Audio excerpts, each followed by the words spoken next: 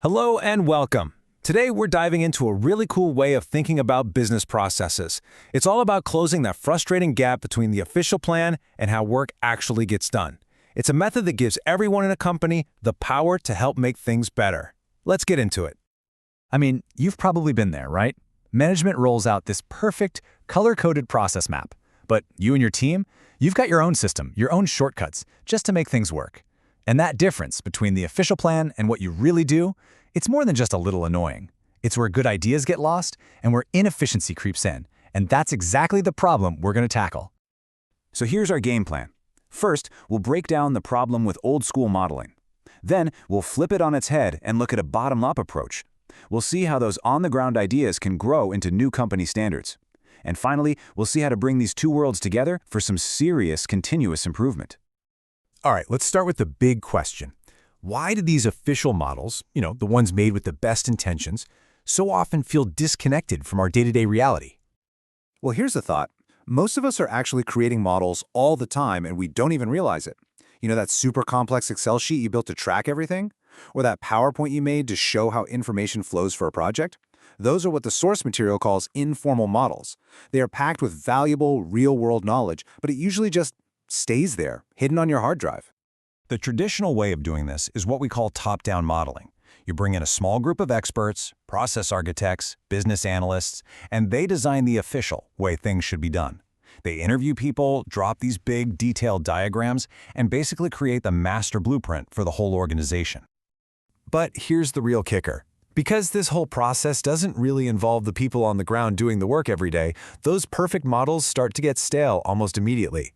The business changes, your team finds a smarter way to do something, but that official model, it's stuck in the past. And the cost of that is huge. We're talking wasted effort, innovation that gets stifled, and people just feeling disengaged because their expertise is being ignored. So if that top-down way has some serious limits, what's the alternative? Well, that brings us to the idea of a bottom-up approach. This is all about looking at and learning from the paths people actually take to get their work done. And this analogy is just perfect. Think of top-down modeling as a city planner who designs these beautiful paved sidewalks. But bottom-up modeling?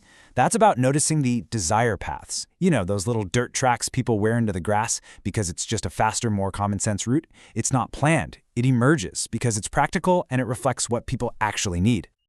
Now, the tech that makes this possible is something called an interactive model. Basically, it means the tool you're using to do your job is the model. So imagine you're following a digital checklist. If you figure out a better order for the steps, you can just change it right there. And boom, that change instantly becomes the new process for everyone. The model and the work itself are improving together in real time. Okay, so this is great. We can capture all these brilliant desire paths, these little innovations from the ground floor.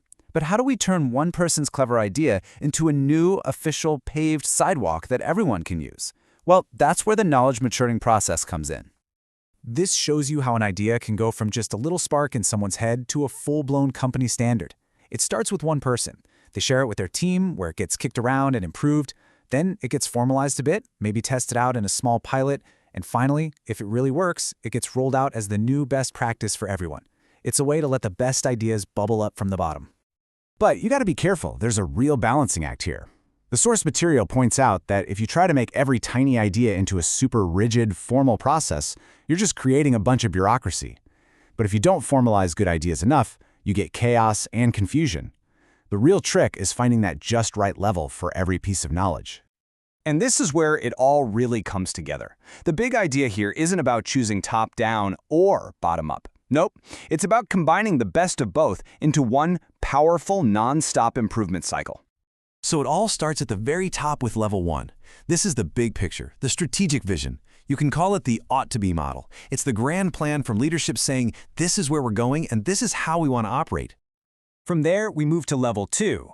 This is where that huge vision gets translated into something a bit more concrete. It's the agreed-to-be level. This is where managers get together and agree on a standardized process, a shared blueprint for a specific part of the business.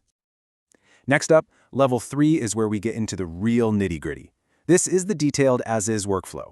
It's the step-by-step instructions that you'd actually give to an employee, showing them exactly how to do their tasks according to that standard we just talked about. And then finally, we hit level 4, the as-performed level. This is ground truth. This is where the work actually happens, where people are either following or, let's be honest, adapting those procedures. And this is the magic part. With those interactive models, this is where all the new ideas and those desire paths get captured. And here's the payoff. You can see how it all connects in this amazing feedback loop. The top-down plan gives everyone a starting point, but as people actually do the work, their real-world experiences down at level 4 are captured. The best practices that emerge from the ground up then flow back up the chain to make the big-picture models better. The city planner is now actually learning from the desire paths, and that turns what could be waste into a constant engine for innovation. So, this all sounds pretty great, right? But what does it really take to make a system like this work? Let's break down the key ingredients for making this whole modeling for the people idea a reality. The source material really boils it down to 3 non-negotiable rules. First, the designers can't be locked away in an ivory tower. They have to be connected to the real work being delivered to customers. Second, the people who actually are going to use the process have to be part of designing it. And third, you absolutely need that system we talked about to capture new knowledge and feed it back into the loop. At the end of the day, the goal is simple. It's about this: closing the gap between the plan and the reality. It's about making the model a living, breathing part of the job, not some dusty document that just sits on a shelf. And that kind of leaves us with one final thought to chew on. Think about your own team, your own daily grind. What are the desire paths you're creating every single day? What brilliant little improvements are just waiting to be noticed, shared, and turned into the new way of doing things? That's the amazing potential that this whole approach is waiting to unlock.